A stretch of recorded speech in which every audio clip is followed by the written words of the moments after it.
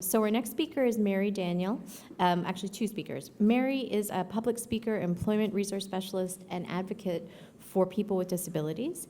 Carol Ann Chafe, I'm hoping I'm saying it correctly, is an advocate for accessibility, disability, and inclusion, and founder of Access to Accessibility, and hosts an Entrepreneurs and Professionals with Disabilities Network meetup in Mississauga and Toronto. They'll be talking to you today about building your employability. Mary and Carol Ann, would you come up? Good morning, everyone. Thank you for coming to our presentation. We did start off with building confidence in your job search, but I wanted to invite Carol Ann Chafe to do and building your employability, because I think that is really important. It could relate to all people with disabilities, and it also relates to the parents that want to encourage their sons or daughters to become employable. So that's very important. And I am now on the board with the Access to Accessibility and also business development and community engagement. So those are the things I do. I also have about 30 years experience, believe it or not, in employment, working in employment for people with disabilities, as well as advocating for people with disabilities and children and seniors, as well as little people. So we'll start with the agenda. It's talking about the introduction and the objective.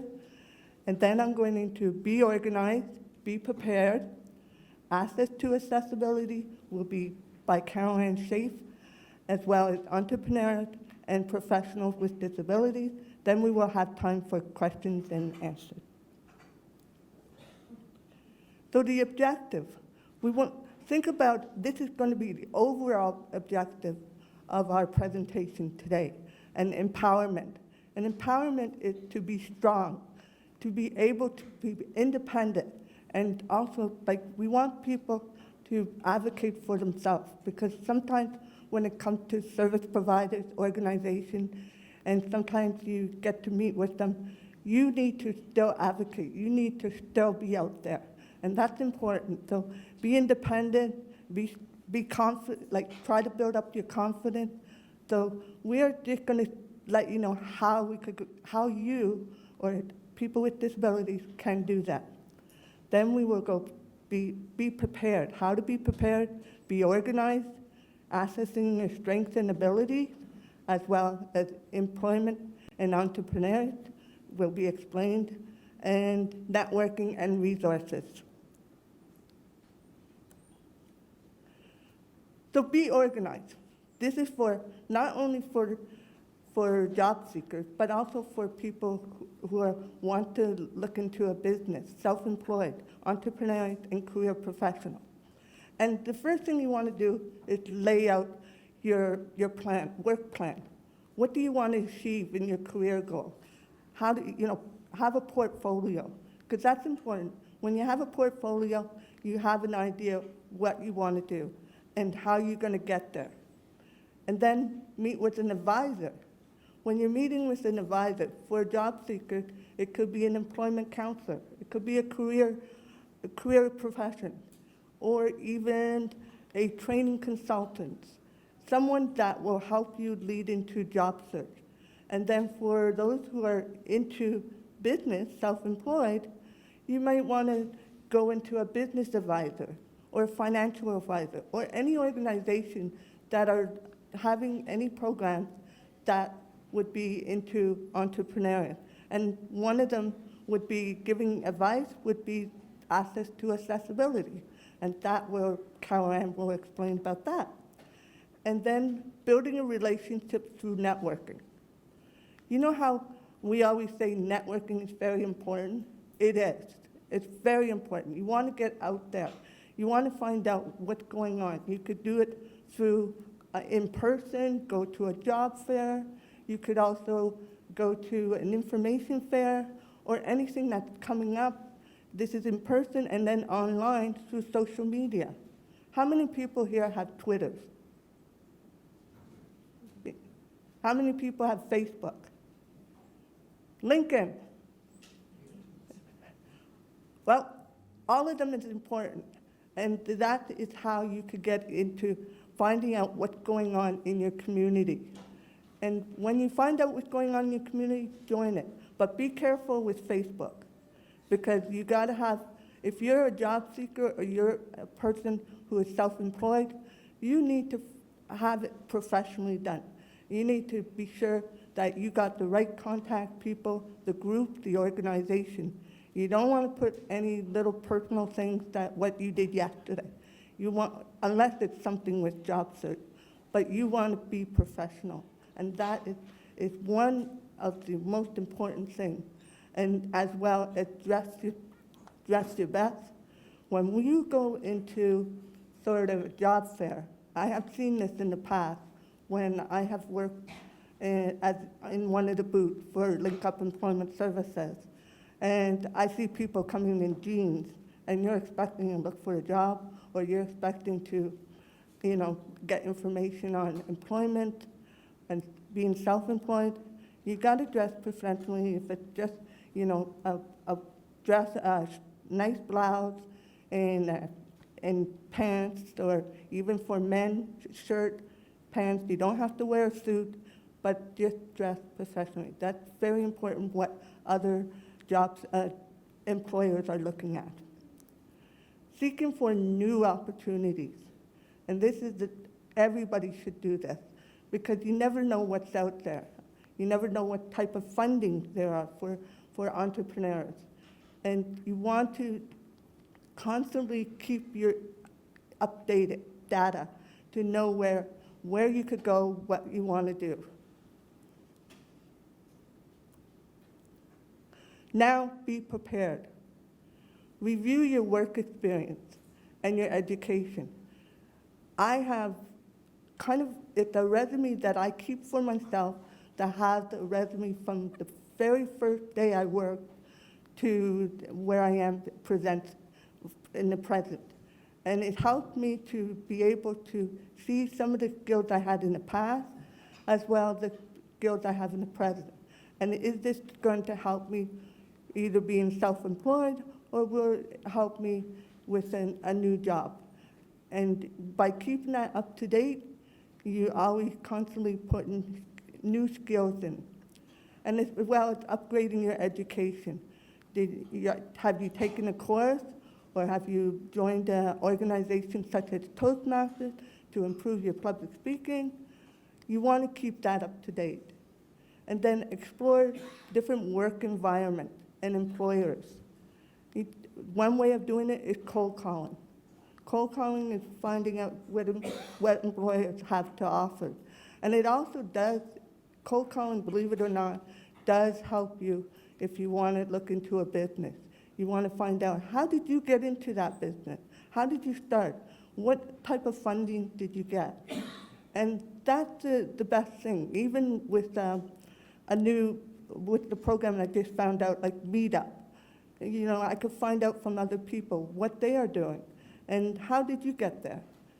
And then match your job that suits your interests and your skills, your experience, and your disability.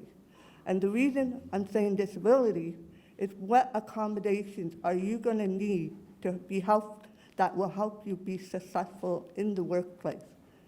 And that's where you could talk to your advisor about what type of accommodations out there, and do the research, because that is the biggest thing you need to do, is research. And then access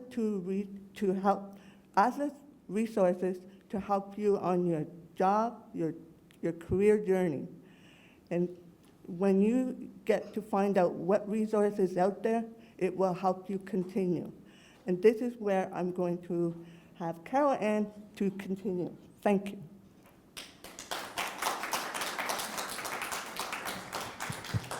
Thank you. I hope you can hear me.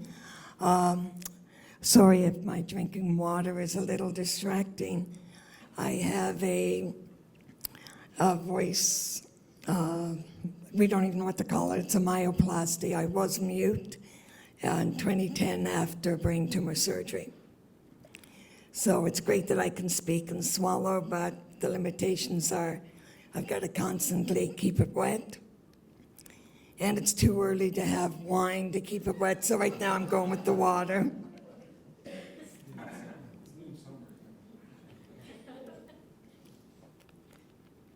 So Access to Accessibility is a federal nonprofit that I created back in November 2017.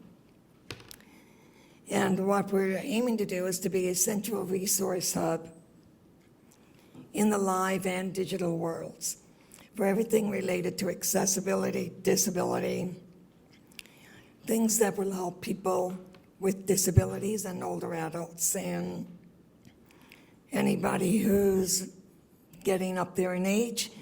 We know that maybe you didn't have a disability before, but you certainly will. And there's only one other option not to acquire a disability from age, and that alternative is not good because adios now.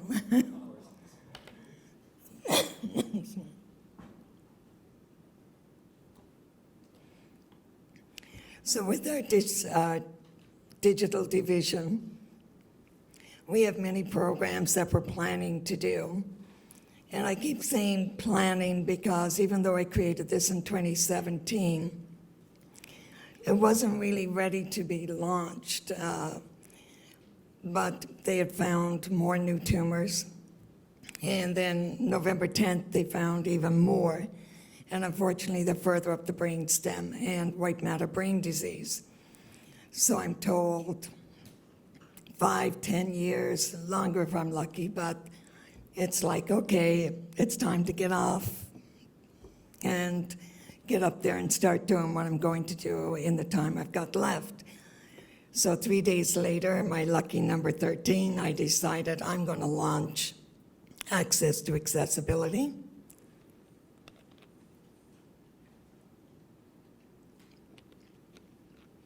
I'll get the ball going and then hopefully build a strong enough team that it continues on.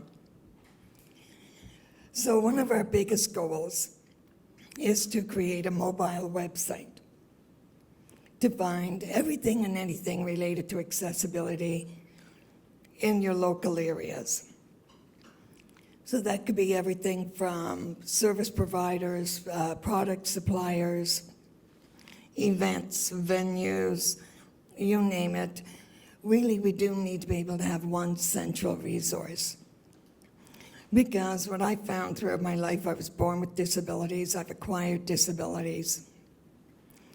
And those combined along with health issues, it's diagnosed 23. So I need to find a lot of resources. Obviously, most of my disabilities are invisible. And those resources are usually even harder to find. Throughout my life, I found that people that I would meet, and they'd say, you know, I might be lucky to find some resources, but I really don't know where to find everything that I need for myself or my family member or loved one, especially if you go to a new city or a new province. So that's our big goal, is the mobile website. We really want to create awareness, empowerment, online resources. Now, the main way we're going to do that, our first program that we'll be launching soon will be our YouTube channel.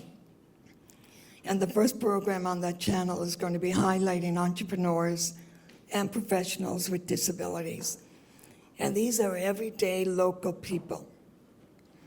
So hopefully they will be an example to others who are thinking, what can I do with my disability? You'd be surprised how many people are very entrepreneurial or are career professionals. They just really maybe haven't disclosed their disability. When I was a CMHC appraiser and a real estate agent, I certainly never disclosed I had dyslexia, because I know the first thing they're going to think is, oh my God, she's going to make my $100,000 condo into $1 million condo because you can't see all those zeros. And there's many people that don't disclose all of their disabilities. So we really want to create an awareness campaign of we can be successful people. And we also want to have social media interactions through things like Facebook events, Twitter chats, YouTube videos, live streaming, and webinars. Because if you want to be inclusive, you have to remember, especially young people, they're going to go into the digital world. People who are housebound are going to go into the digital world for connections and resources. But we're also very aware that we need live one-on-one connections also. So in our live local division, we're doing such things as special events. We did Global Accessibility Awareness Day with Microsoft. And we're putting together some recreational events and social events, because for many of us, we still need that one-on-one. We need human interactions, connections. I mean, you see us today, we're all out here, and we see people like Maureen who gets up and speaks, and you realize this is a real person. Some of us need to see that real person. And of course, networking events. And that's the first program that we did launch, was Entrepreneurs and Professionals with Disabilities. It's a monthly meetup group. We've been very fortunate to have Microsoft come on as a community supporter. So even though we're new, we don't have funding, when I went through with them the program, they just thought right away and said, okay, look, we'll give you the free space. And then the following month, I was like, okay, but we also now need a trainer. And they go, but you only asked for a free space. I go, but that was yesterday. Today, now I'm asking for a trainer to teach us accessibility in technology. So I go, okay, we'll pay for staff to come in to do that. So that was going well. So then 2 months later, I asked, can we have some refreshments? They go, no, you came in, you asked for a free space. Then you asked for a trainer. I go, yeah, but that was yesterday. Today, now I'm asking. So every time I turn around with them, it's always, but that was yesterday. So if you want to use that line, it really works well. And then if push comes to shove, I'll just say to them, oh, I have a memory issue. I forgot. I meant to ask you that. The goal of the networking, there are many goals. Once again, to empower each other. Like I said, we are learning accessibility and technology. And that has really benefited a lot of our members. So everything from immersive reader, presentation translator, Microsoft Teams video chats where you can actually do translator in there, and so much more. So especially people who are trying to start a career or they're changing directions, learning about free technology that helps make their business more inclusive is certainly a bonus. And of course, we support one another, we refer each other anytime we can. You know, we have to look at people with disabilities. We can be on a career path or an entrepreneur just like everybody else. Many successful individuals do have hidden disabilities, dyslexia, ADHD, depression, anxiety, and much more. And you know, when we look at Hollywood, it's so funny when you find out that a lot of people in the music and the movie industry do suffer with hidden disabilities. Somehow you seem to mask it or use jokes or... So we do know that there's a lot out there, and we do know too that with the right supports, we can all be successful.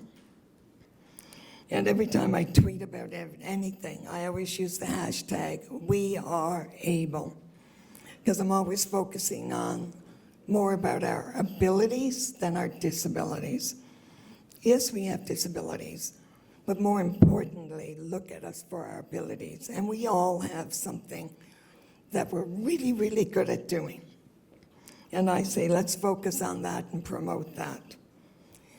We've been quite fortunate also in such a short time that we're even getting, sorry, we're even getting media notice.